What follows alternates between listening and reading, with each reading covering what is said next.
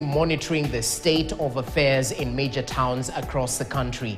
This all to do with the anti-tax protests that have rocked the country with the Gen Z at the forefront.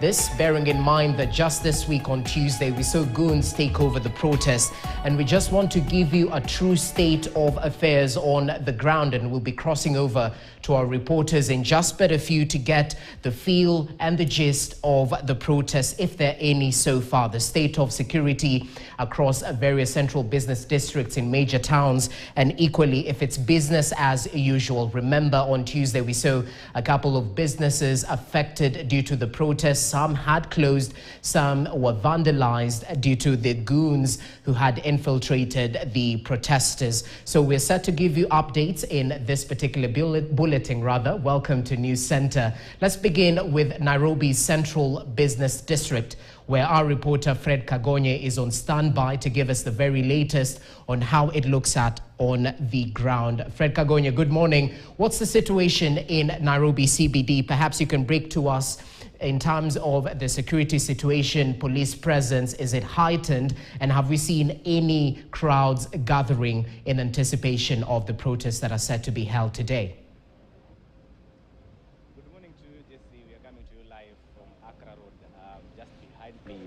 Street, and the situation here is calm. We've seen police officers doing patrols in different areas. As you can see behind me, there's a police truck.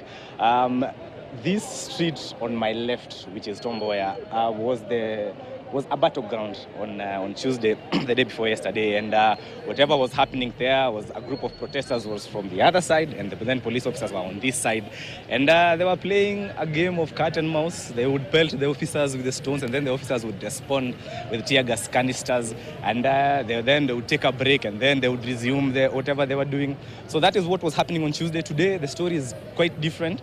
We didn't have matatus on that day, but today the street is busy in as much as the way we are used to seeing Tom Mboya, Accra Road, Luthuli Avenues, and the Moi Avenues that make up the CBD being busy. Today it's quite different. The numbers are there, yes, but not to the magnitude that we are used to.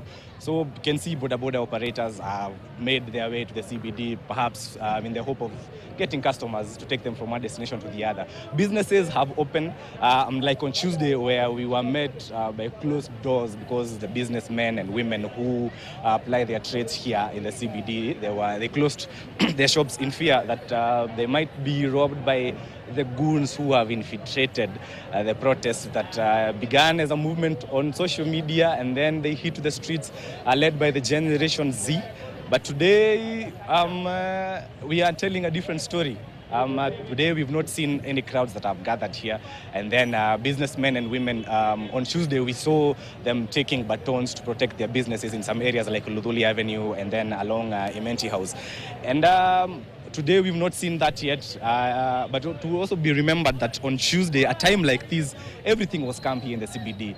But then things changed as the clock ran towards 11 and then 12. That's when the real action began. So the matatus were doing their business as usual, but then things changed between 11 all the way towards 12 and 1. But today we can see that the story is quite different. At least the numbers that we saw on Tuesday today have more than doubled, in as much as we've not gone back to normalcy, the normalcy that we are used to in Nairobi CBD. Jesse.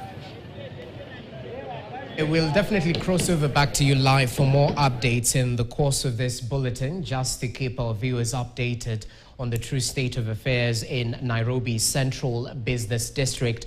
But as Kagonye put it, it's business as usual as of now, rather, in terms of